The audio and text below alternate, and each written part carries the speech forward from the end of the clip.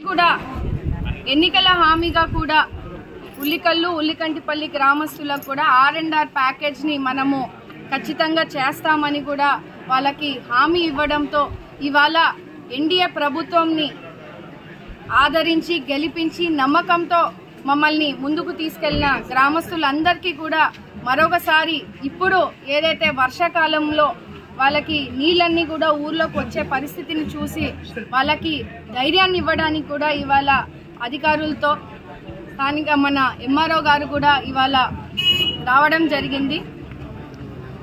ఇక్కడ మనము గ్రామస్తులందరినీ మాట్లాడించినప్పుడు ఇక్కడ ఏదైతే ఊళ్ళలోకి నీళ్లు రావడము, కనీసం ప్రొటెక్షన్ వాల్ కూడా లేకపోవడము, ఊర్లోకి పాములు కానీ ఇబ్బందులు పడే పరిస్థితిని వాళ్ళందరూ కూడా మన దృష్టికి తీయడం జరిగింది. దాన్ని అన్నిటినీ కూడా టెంపరీగా అవి అరికట్టడానికి ఏవైతే చర్యలు తీసుకోవాలో అవన్నిటినీ కూడా ప్రభుత్వము తీసుకుంటుందని వాళ్ళకి హామీ ఇవ్వడం జరుగుతూ ఉంది. చెప్తున్నామండి, ఇది ముంపు గ్రామం కిందికి ఉంది కాబట్టి టెంపరీగా మనకి ఎక్కడైతే రోడ్ల సమస్య ఉందో ఖచ్చితంగా దాన్ని పూడ్చివేస్తాము.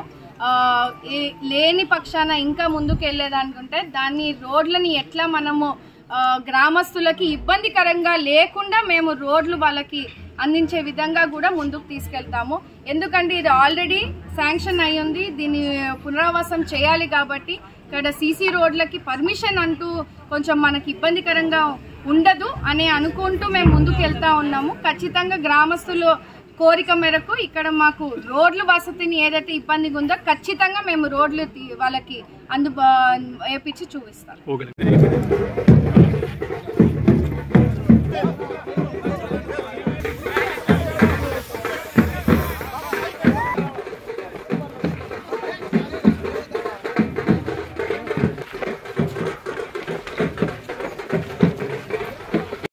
ఇవన్నిటిని ఇది కూడా ఒక జియో అమ్మ, గవర్నమెంట్ దగ్గర ఆల్రెడీ ఉంది.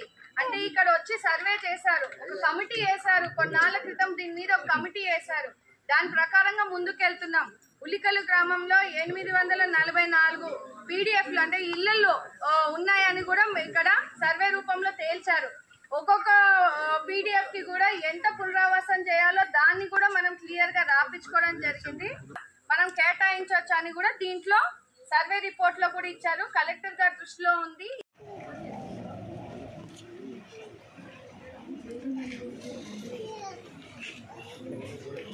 ఇంకొక ఎన్ని అయితే